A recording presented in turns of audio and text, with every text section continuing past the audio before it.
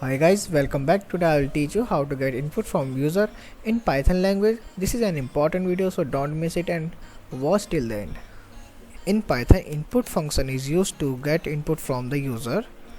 So the syntax for input function is like this: input, then parenthesis, after this the double quotes, and inside the double quotes I will write my message. If I want to show that enter your name to the user, so I will type inside this, and for this we have to assign this value to one variable, user name equals to. Now you will be thinking about this equal sign, so I will explain that this equal sign will assign the value of right side values into the left side variable. So let me run this program. You can see our message has been printed for the user, and user can type here his name. Or so if you want to print the username, you have to use the print function and then the variable name. Save it and run it. If I type my name Anuj Semwal, so you will be able to see that Anuj Semwal has been printed.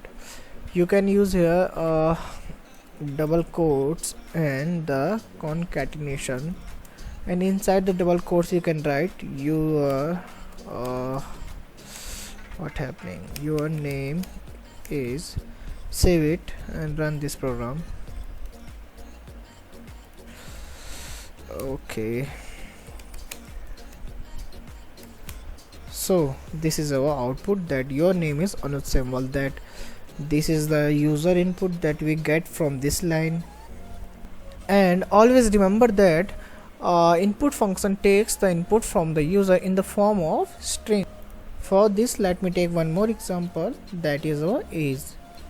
So save it and run this program.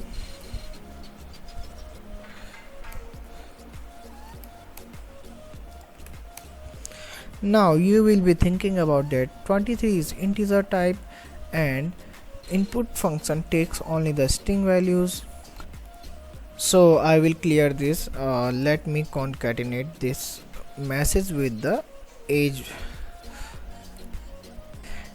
In the previous video we have learned about concatenation, that we cannot concatenate the integer with the string.